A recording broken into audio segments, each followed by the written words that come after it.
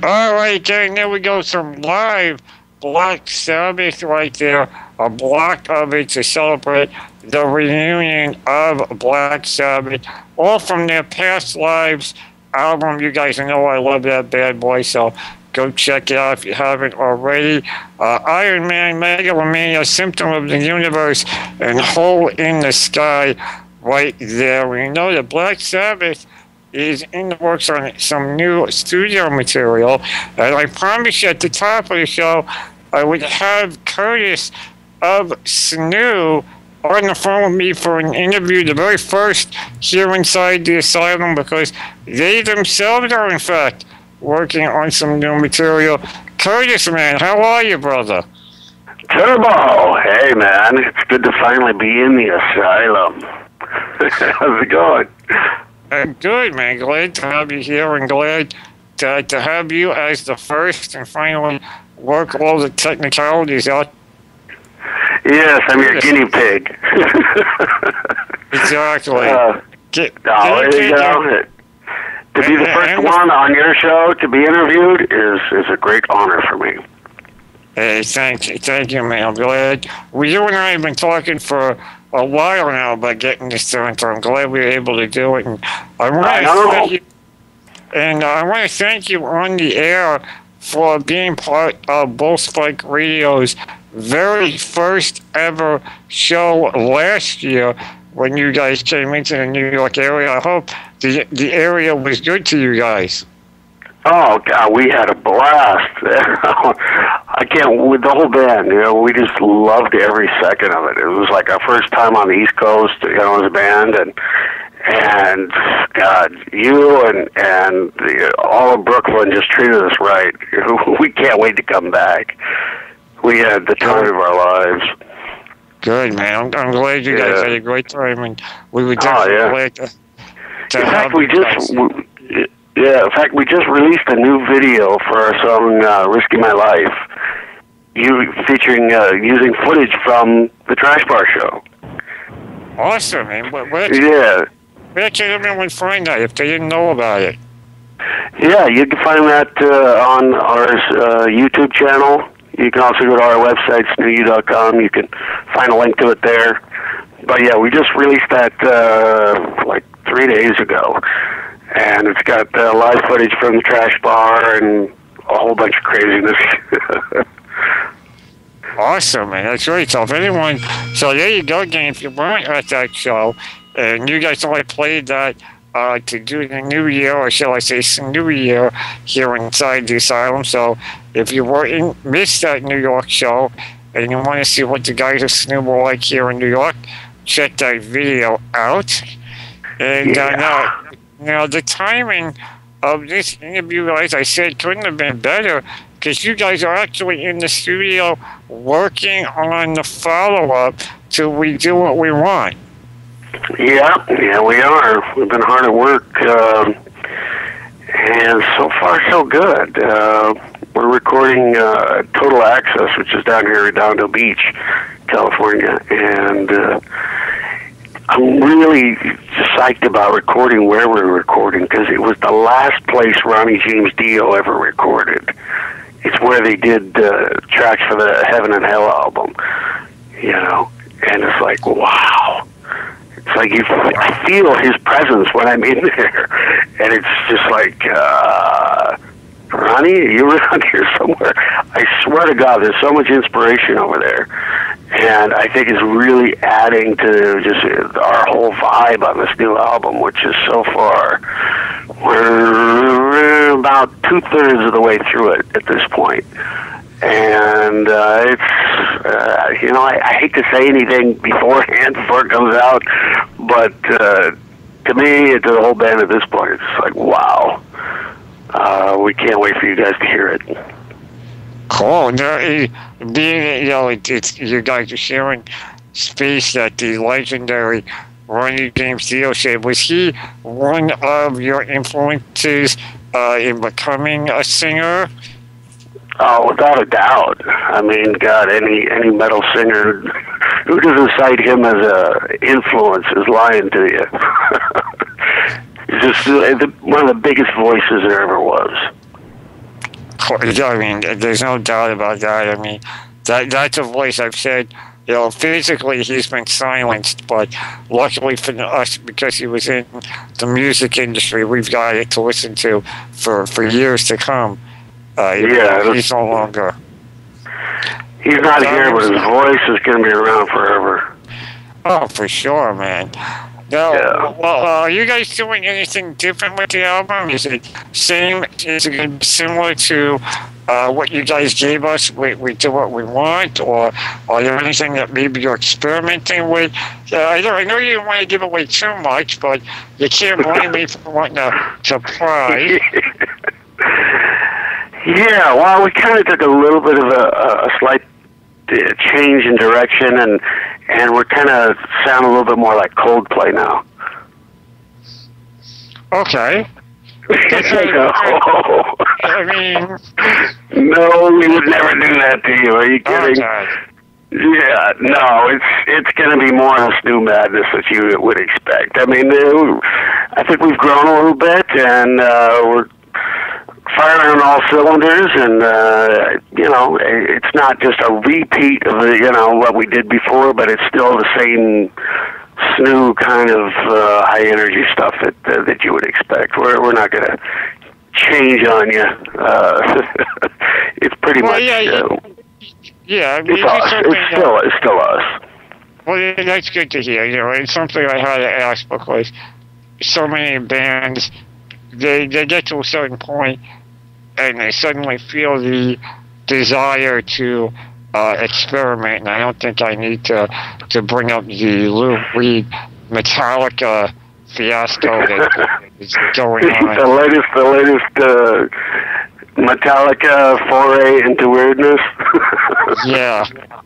I don't know quite what to make of that, but yeah, I tell you what, a lot. You're not the only one. There's a lot. And like I said, that's why I had to ask to see if maybe you guys were experimenting with a track or two. Some bands will do that and go, well, we just wanted to try it, But well, I respect that. I respect that. I mean, as an artist, you want to try different things.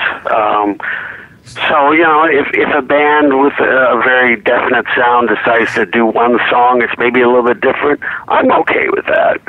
But if they change their entire sound and you get an album that's completely off the wall and completely different from what you were hoping for, that's a little bit of a letdown. So, yeah, I don't like when that happens. But if you want to experiment a little bit here and there, that's okay.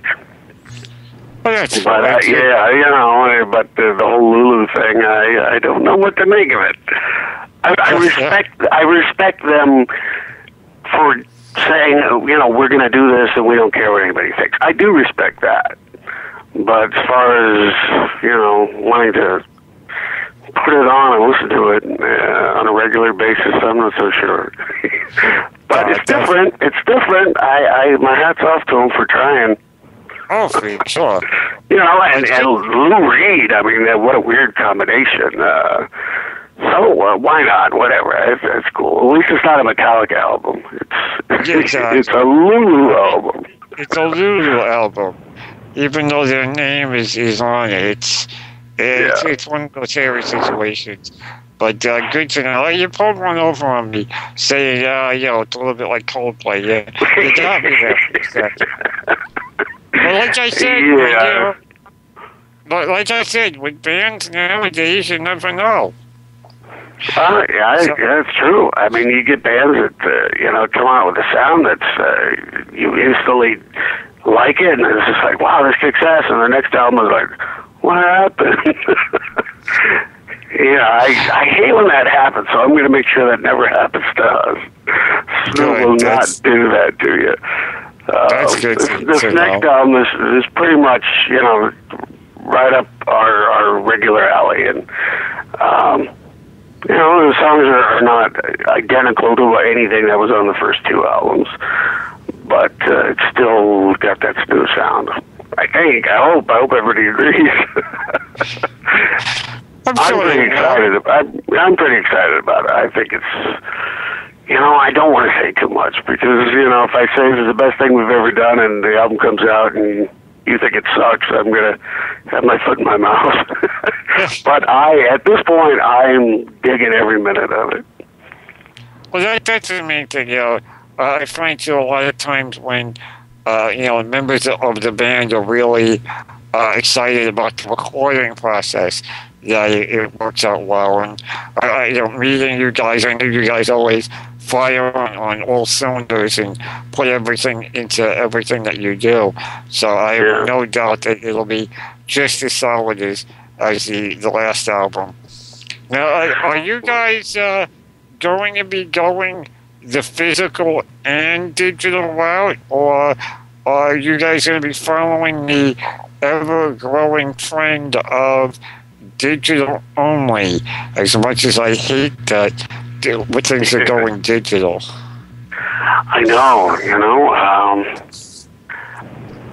we're planning on releasing a CD. Okay. But, there is that consideration because you keep hearing, I was watching the That Metal show the other day. And, the one where they had Axl Rose on there, I don't know if you saw it. Yeah, I did. Yeah, and one of the... Yeah, that was interesting. But anyway, and one of the hosts was saying, yeah, nobody has CD players anymore. Even me. I just got my iPod. And it was like, wow. I guess everybody's going digital only. But I hate that because it's like that CD. You got to have it. Yeah, I mean, I've always been an advocate of physical CDs. I mean, look,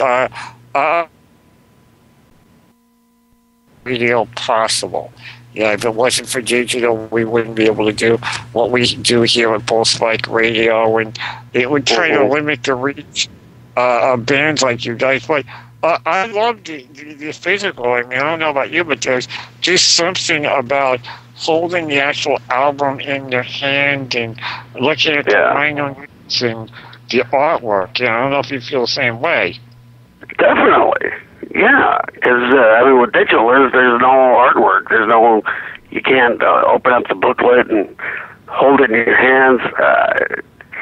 I'm going to miss that if that goes away. It's just, there's nothing like it. You've got it in your collection. You can pull it out anytime you want. You read the liner notes and look at the photos and the artwork. And I would just hate to see that go away entirely. Yeah, I totally agree with you, man. And, bringing up collections, I gotta apply, man. What is in your collection, bro? What are some of the stuff that you listen to now or back then that got you into wanting to be, you looked at it and listened to it and went, you know what, that's the scene I want to be in. That's what I want to be doing. Oh, God, so much stuff. Well, I mean, earlier you were talking about Black Sabbath and their new album coming out, which I'm just really excited about that. They were definitely one of the first ones, First time I heard Black Sabbath, it was like, holy shit, what is this? I think it was a junior high school or something, and it's like, oh my God, this is amazing. And then I found Kiss, and it was just like, this friend of mine is this older kid, he was, I was like 12 years old, and he was like 17 or 18, and so have you ever heard these guys? And he shows me the album cover of Alive, and it was like, oh my God, well, who are these guys? And then he played it for me, and my head exploded. Nice. That was the clincher. It was just like, oh my God, this is my music, and I never looked back. So yeah, the earliest bands, were introduced to me by, some of these older kids who were, into Zeppelin and Sabbath and Kiss and all this stuff, and then later on, I went out and found Iron Maiden and Judas Priest, and that was just like it for me. I think that's kind of how it all goes, Somewhere along the line, someone older than us, turns us on to something, and then we follow the chain on down. So, you know, yeah, because, you know, I mean, in my house, you know, my parents listened to, you know, like jazz and Frank Sinatra and all that kind of stuff. And so I wasn't exposed to anything like that until, you know, one day it was just like, have you heard this? It was like, oh, my God. Yeah, that's what did it. Nice. And what about some of the newer bands? Are there any, you know, because, I mean, let's be honest, we all love the old guys, Black Sabbath, Priest, Kiss, Maiden. We all wish they could go on forever. But are there any, you know, some of the younger guns, as I like to refer to them, that, you know, kind of got you going, hey, this could be the future? Outside of you guys, of course. Outside of us, God. You know, there's a lot of great music out there. I mean, one of the beautiful things about the internet is that we can actually go out and find what we're looking for. You know, even if we don't know, we just listen to your station. I mean, you play a lot of stuff that other people don't play, and we're able to find music that, you know, in the past you had to rely on radio, regular commercial radio, and they would only play you know, whatever was going to make them a lot of money. So you were kind of limited into your exposure. Although I would, you know, get like, you know, the rock magazines and fanzines and stuff to try and, you know, find out who the new bands were. So today is just like you've got an explosion of that with the internet and all the different websites that talk about, you know, hard rock and metal music, and so you're able to get a broad spectrum of everything that's current and even older stuff that you never knew existed. So, but in terms of who, I think you're asking me who I think is hot today, right? And yeah, you know, like who from, you know, I'd say within like the last 5 to 10 years, because if you think about the way the industry goes now, bands don't bang out albums, you know, every year like they used to, and I miss those days of bands putting out an album, going out touring, going back, and having another album not long after that. Yeah, me too. I mean, even us, you know, we're not able to put one out every year, but so far as, you know, we've got a pattern of putting it out every 2 years, I guess, since the new one will be coming out probably at the beginning of next year. So hopefully that's not too long a wait for everybody. But yeah, I used to like it when bands would put out an album a year, because you need your fix. It's like, okay, but let's do this all year. Where's the new one? I think the hard part is now is it's almost hard to keep up on everything, even to put out your own new material, because there's always something new coming out due to the digital era. Mm-hmm. You know, I mean, maybe that's part of the hang-up. You know, you go in, you go to work on something, and then you catch something else that comes out, and you go, well, wait a minute, that sounds like us, or that sounds like this one. Maybe we should do something different, or maybe you think you got something and you need to jump on it, kind of thing. And maybe, you know, to some extent, digital has caused some of the backup, if you will. Yeah, you got a point. That could be. Although it's I wouldn't say that it would be the case for us, for SNEW. Our main thing is just that, I mean, like, you're right, with digital, on the one hand, with digital, things are a lot easier than they used to be, because people have their home studios and they're able to record stuff out of their homes and not spend a ton of money going to some big fancy studio. But we still like to do it the old-fashioned way, and we go for the extra expense and go into the major studio, and we bring in our producer, and you know, and right now our sound engineer that we're working with is Ken Scott, who he worked on the Beatles' White Album, and if you David Bowie and Elton John and on and on and on. I mean, he's like this legendary guy. So you guys have some real history going for you then with this new album. I mean, you're looking where the late Ronnie James Dio was, the sound guy worked on epic albums in the history of the rock and metal scene. So I mean, really, what don't you guys have going for you? Yeah, we've been really, really extremely lucky, and the people we've been able to connect with and get to work with us is just astounding to us. And this time, the last album we worked with Ed Cherney, who had worked with the Beatles and not the Beatles, but the Rolling Stones and Eric Clapton, all those guys, and that was mind blowing. And at this time, we've got a guy who's even more legendary than he. I mean, Ken Scott. Oh my God. The sounds he's getting for us is just really blowing us away. We're extremely lucky to be in the position we're in.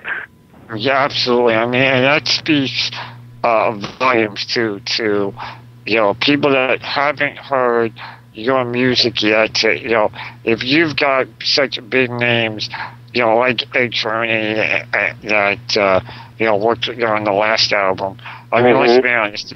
These guys are not going to work with someone that they don't think will be around, 2-3 years down the line.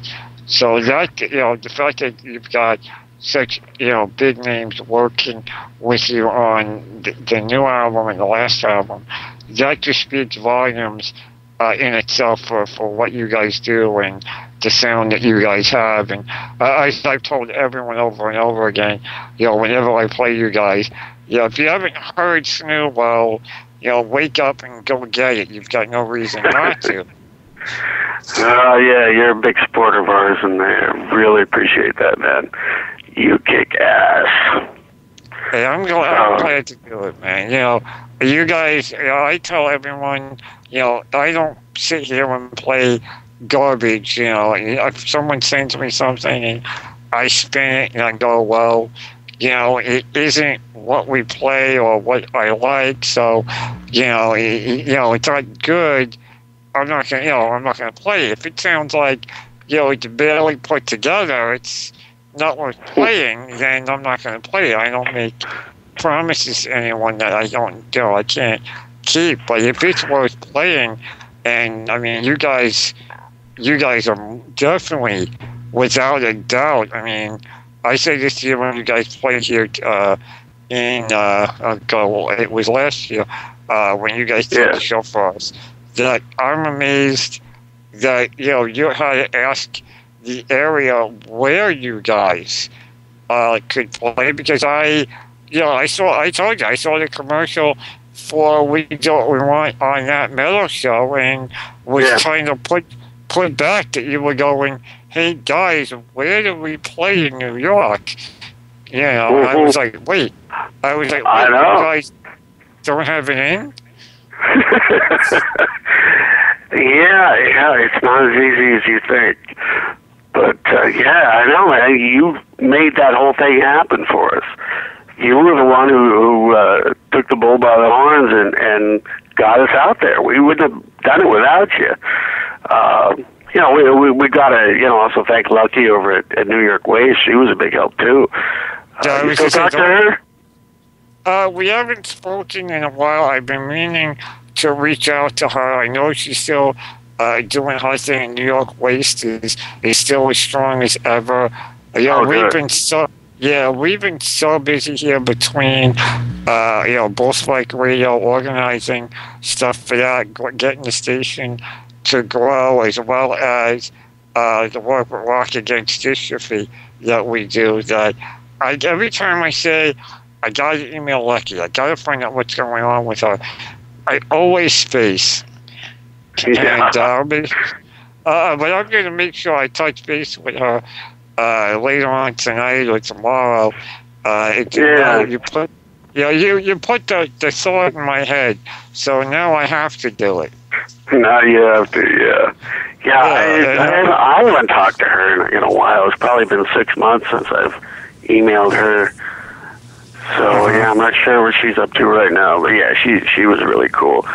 But you were the one who got the whole thing rolling for us to get us out there in the first place. And you got us that gig. And, and then we got Lucky involved. She wanted to help sponsor it. But you were the guy who made it happen. And we can't thank you enough because we just enjoyed every second of it, and, we met Frank Wood, we did another show with him, a couple days after the Trash Bar show, and it was just amazing. We can't wait to come back out there. Beautiful, man. Hey, I'll tell you what, whenever you guys are ready, maybe we'll, after you guys get this album finished up and you get this album out, maybe we'll get to work on bringing you guys back to this area to do a show in support of that new album. Help get the word out here on the East Coast. Yeah, definitely. We definitely have to make that happen. So right now we're not playing out. We're just fully focused on the recording, and we're dying to play out again.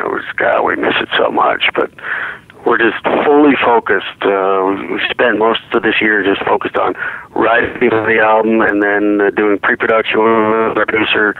And we're working with Bobby Osinski again, and he's just like he's our fifth Beatle. He's been with us from day one, and it's because of him that we've been able to get a journey and get these major studios, because he's got lots of friends in the industry, and then he turns them on to what we're doing, and they're like, yeah, let's do this. And it's like, wow, So he's the one who's actually got the ends with all these legendary people, and just it's amazing that they want to be a part of it, because they all think what we're doing is, wow, you yeah. You want to be involved in this? Hell yes, come on board. Cool. And like I said, that speaks volumes in itself. That you guys have so many people on board with it. And I mean, here's to the next album being the album to get you on that big tour all over the country. Here's to that. Yeah, definitely. That's a whole other side of the business. Oh, well, getting out there and touring and all that stuff, and getting on the big tours, that's an entirely different animal, because at this point, we've got plenty of guys that, within the recording industry who are digging what we're doing, but now we've got to get these big tour managers and these concert promoters who put on the big shows to take a notice and give us a shot. So that's what we're going to try and focus on after we get this album out. I think we're going to do a lot of promotion and try and get in with somebody who puts SNEW on the bill and finally do a world tour, because that's our big dream right now, is the world tour. Yeah, I could definitely see it, man. I could easily see you guys going out with, with someone like Kiss. I mean, they're still going, and who knows as well as I do. They a lot of their opening acts later on went on to be huge on their own. So I could definitely see that happening for you guys. Yeah, well, keep saying it. Maybe it'll come true. That's definitely the next thing. Cool, man. Hey, that's how it all starts, man. You gotta dream it before you can be it. You know what I mean? Absolutely. I agree with that 100%. Yeah. So before I let you go, you said early next year for the new album. We're looking early, February, or do you have Yeah, I mean, it's hard to say exactly, Okay. Because we're still in the recording process. The original plan was to get it out by the end of this year, but I don't see that quite happening. So, I'd say we're going to shoot for February. Okay. Don't hold me to that if it takes another few weeks, but that's kind of where I think we might have it completed by then. At this point, we've got 8 songs nearly completed, and we've got 2 more that we're going to record, and then get it mixed and get it out there. So hopefully, hopefully February. Cool, man. Hey, everyone knows the recording process sometimes takes a little longer. So, if we get it in February, we'll all be thrilled to get it then. If it takes till March, or hey, as long as we get it, we'll all be happy. But what we are planning on doing is we're going to release at least one single before the album comes out. So you might get that a little bit sooner. Cool. Don't know exactly when yet, but the plan is to release at least one single, a good month or 2 before the album comes out. Very cool. That seems to be the trend nowadays. Bands are putting a single out a couple of months just to get everyone ready for it, and then they hit you with the heavyweight. Yeah, it makes sense. Give people a little taste, get them excited, and hopefully anyway. Cool. And if they're digging what they're hearing, then we'll keep them posted and let them go out and get the whole album. Awesome. And so now, if anyone isn't aware yet of the website or where they can keep up to date on everything SNEW, other than SNEWU.com, where else can people find you, all of the band? Well, we've got a whole series of websites. I think We've got SNEWWorldOrder.com, which is our site for getting our fans on board, and you can go there and you can get some free downloads and some artwork and things to help put the word out and get everybody snewed. So that's SNEWWorldOrder.com, and then there's SNEWspace.com, which is our social network site where you can go in and you can put up a profile and talk to other SNEW heads. And then, of course, we're on Facebook and Twitter and all the usual places. Cool, man. Cool. So everyone knows where they can follow up on everything SNEW and keep up to date on what's going on with the new album, other than from us here at Bull Spike Radio. And hey, man, I can't thank you enough for being my first interview here inside the Asylum on Bull Spike Radio. It means a lot, and we've been talking about this for ages. And again, I know. We finally made it happen, and I'm just thrilled to be the first one, and I think it went pretty well. I think so. And it definitely won't be the last after we get that new single or the album is ready. Either way, we'll get you back on and we'll talk about it and where things are.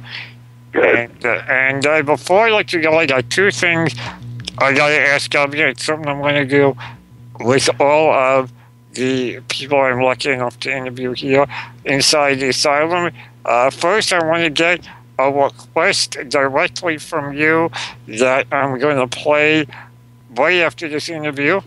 I'll go right from this interview into your request. And while I look for that, first you tell me what it is, and then while I look for it, I want to have you give us a fun little promo for Bull Spike Radio. But let me get that request from you first. Okay. Well, I think in honor of the announcement that Black Sabbath is getting back together, the original Black Sabbath, I think we got to pick one of those. So how about there's so many. Well, you mentioned something about Sympathy for the Universe. I love that song. Oh, let me see. Was that part? Let me just double check. That may have been part of what I just played in the set prior to this interview. What did I play? I played Symptoms of the Universe Live from Black Sabbath before I just had you call in. Okay, so you just played it? Okay, how about Sabbath, Bloody Sabbath? Sabbath, Bloody Sabbath. Is that like you want a live version or studio? Ooh, I'm gonna let you pick. All right. I'll go with a studio version of Sabbath, Bloody Sabbath, and I'll dig that up while I got you doing the next thing for me. We have a promo from you from when we first started, but let me get a new one from you. Just say who you are, what band you're with, and have some fun with it, and that you're listening to BullSpikeRadio.com. All right, you ready? Whenever you're ready, brother, go for it. Okay. Okay, you're listening to Bull Spike Radio. Hey, this is Curtis Don Vito from SNEW, and you're listening to my man, the main man, Turbo. All right, thank you, brother. And it was good talking with you. We'll talk again soon. I'll keep in touch. And here you go again. Courtesy's request, some more Black Sabbath with Sabbath, Bloody Sabbath right here inside the Asylum.